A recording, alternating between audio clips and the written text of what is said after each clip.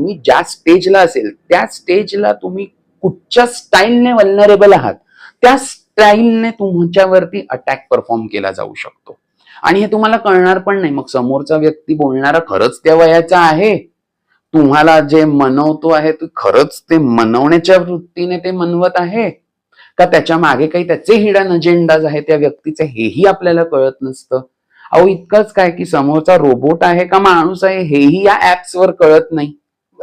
So मग ह्यांच्यातनं काय होतं की यांच्याकडनं जसं मी म्हणालो की प्रॉक्सी सेटअप केला जातो. म्हणजे लहान मुलींना गोड भाषेत बोलून गोड गोड बोलून या डेटिंग वेबसाईट वरती जाळ्यात अडकवून इमोशनली इतकं अटॅच करून टाकायचं आणि मग नंतर काय करायचं, स्वतः विक्टिम कार्ड प्ले करतात हे हॅकर लोक. 7व्या महिन्याला, आता 6 महिन्यांची सवय लागलेली असते, 7व्या महिन्याला ते त्या मुलीला काय सांगणार, आता मी तुझ्याशी नाही बोलू शकणार, माझ्याकडे आता पैसे नाहीयेत, मला जरा पैसे हवे होते खरं. मग त्या मुलीला काय वाटणार, अरे बापरे मी देते तुला, मी कसे देऊ. मग ती तिचे एकतर पैसे द्यायला लागेल किंवा मग तो सांगणार की तू तुझ्या आईबाबांना सांगून, पण त्यांना असं सांगू नको मला हवेत, तू सांग की तुला हवेत म्हणून. मग ती मुलगी आईबाबांना सांगणार मला जरा 10,000 रुपये सेंड करा मला. मग मग त्याच्यावरती ती खोटं बोलायला लागणार की मला हा एक क्लास करायचा आहे, मला हे एक वेगळं संडेचा मला हे अमुक तमुक करायचंय म्हणून मला पैसे हवेत. आई बाबांना काय वाटेल, चल बाबा एक्स्ट्रा करिक्युलर ऍक्टिव्हिटी करतीये म्हणून ते एक वेळ 5,000 छोटे छोटे रकमी देऊ पण जातात.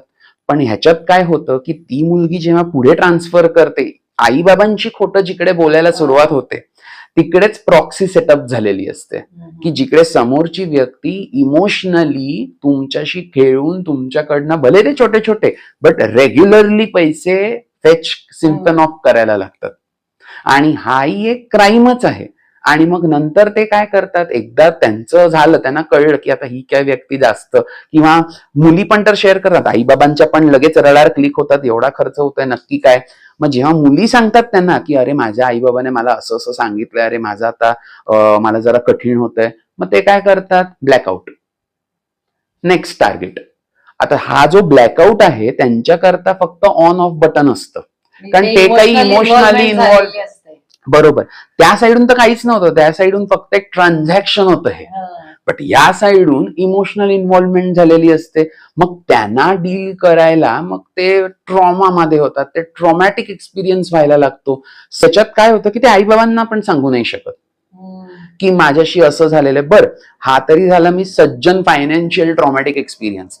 काय 7व्या महिन्याला, आता 6 महिन्यांची सवय लागलेली असते, 7व्या महिन्याला ते त्या मुलीला काय सांगणार, आता मी तुझ्याशी नाही बोलू शकणार, माझ्याकडे आता पैसे नाहीयेत,